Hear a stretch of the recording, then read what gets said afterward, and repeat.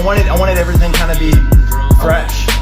In 1 year, I had 3 concussions. I had a ruptured spleen. I had a lot of injuries that year. Okay. But for my benefit, I didn't remember the crashes because I got knocked out.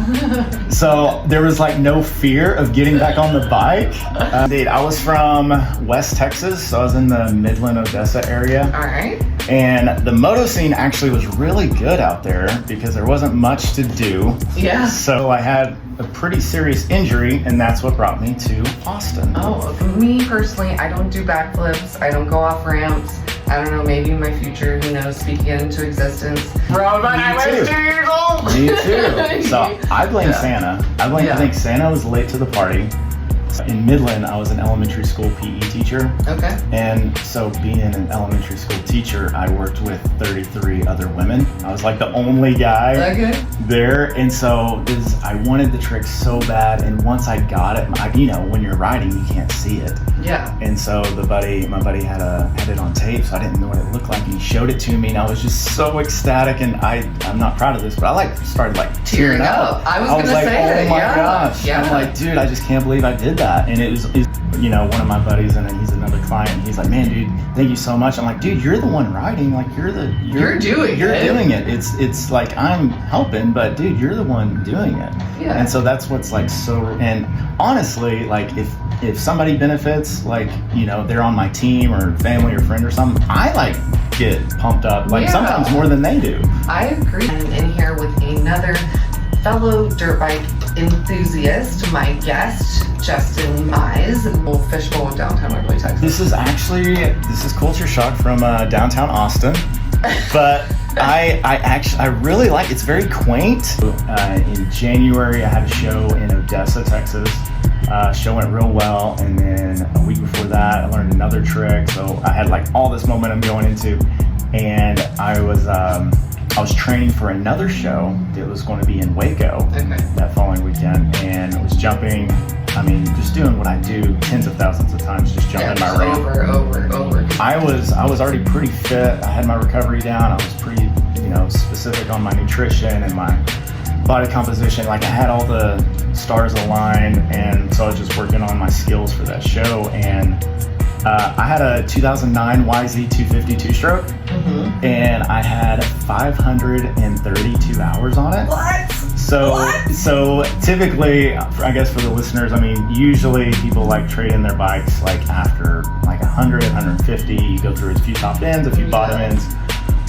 But mine kept running. I'm like, dude, let's just keep running it. Run it till she gives up. Yeah. And my mechanic, Mike Rourke, he was like, hey man, I think you need to get a new bike. And I was like, man, that's $7-8 grand and stuff. No, they're not cheap. I know. And this is a couple years ago. Yeah, and at that point I had so many memories on it. I had 530 hours of memories. That's when I said she, because I refer to my bike as my girl. Oh, of course. She. Mm-hmm. Of course. Yeah.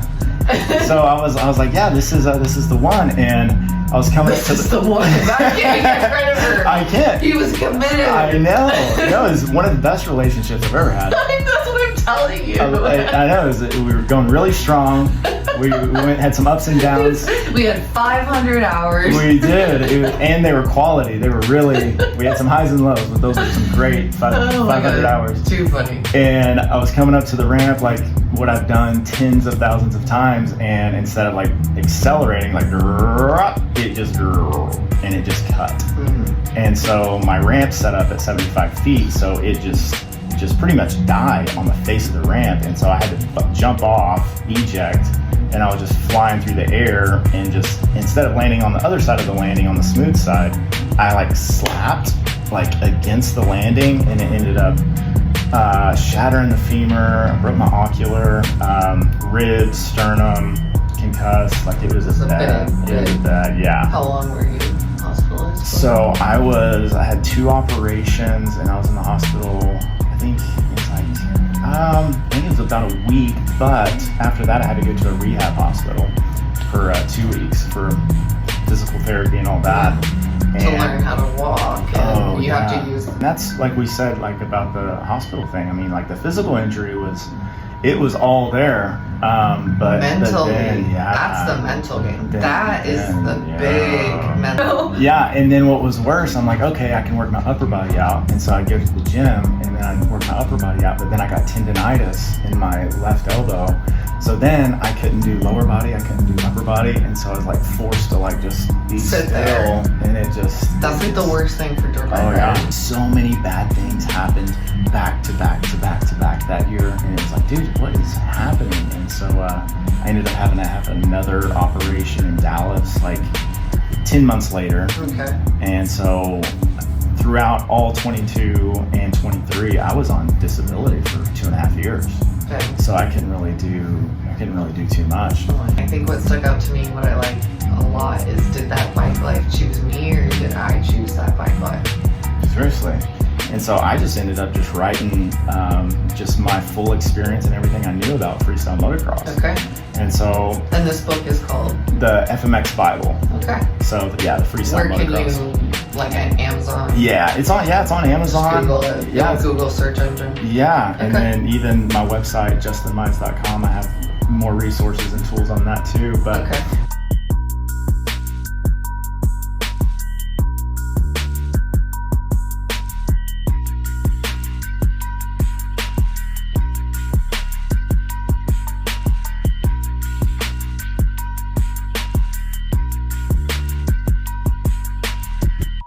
So where are you now? Are you getting into shows? What's happening?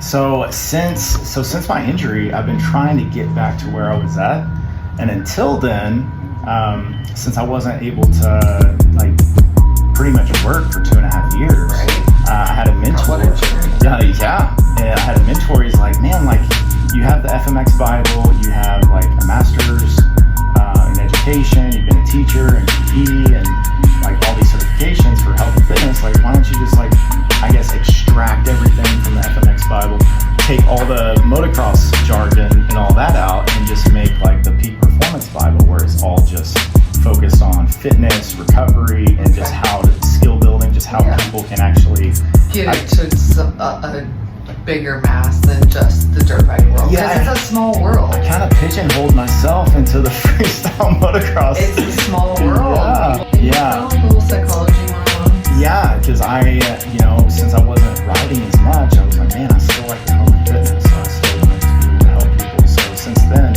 I've just been using like the material from my books just to be able to help other people, just whether like gaining muscle or losing fat, or just kind of help them on their own fitness Whatever their journey. journey is. Yeah, just kind of depending on like what their goals are. And I mean, I have one guy who's into freestyle motocross. I'm like, oh, dude, Perfect. this is easy. I'm your guy. easy. Yeah. And then I have, another guy who just wants to be in shape. He's like 58 and he just wants to lose weight. He has a wedding that he's showing up for coming up, so he like wants Okay. to. Do you gyms go in-house? Yeah, so I'm. Is it like online program? Yeah, right now I'm doing coaching online. So what's convenient is, I can do it anywhere. Yeah. And they usually have a membership, and I could just tell them like, hey, this is what we want to do. This would be like what to eat. I want to keep up with you, and we I mean, a coach. Like everybody needs a coach for whatever it is, like baseball, softball. I think that's the big goal of. Yeah, no, for sure. Because we have there's general coaches for that try to manage an entire team. Yeah. But if there's a personal coach that knows your background, your skill set, and your weaknesses, your blind spots, and all that, they can kind of customize a program that actually could benefit you and help save money in the future. They from, get to wasting know time. you Yeah. and see you as an outside, because we are our own worst critics. Oh, 100, yeah. Right? Like everybody is their own worst critic. So sometimes it's nice to have somebody on the outside that's like, actually, what you're doing is pretty cool. You know? For sure. For sure. You're- I mean, I didn't know, when my crash happened, I'm like, dude, this is the worst thing ever.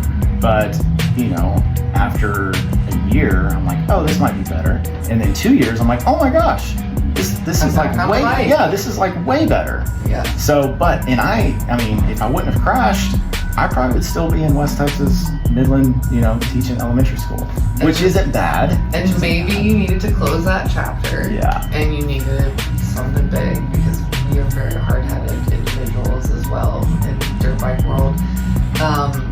you needed something to happen to kind of change your trajectory. Oh yeah, because I knew, I was like, man, I would like some things that I don't have, but I didn't want to leave like the comfort. I was like in like It's scary. Yeah, I was like, this is like a 69.9. It's like barely failing. It's barely Who's the failing. teacher? Yeah. That was the teacher coming out of me. I'm like, this is barely failing, but it's pretty good enough. And it was like I was just stuck. And so I just had a lot of these, you know, my own plan. I'm like, I can do X Games this year. I'm gonna make this work, and da da da da da. But it was just time. Hey.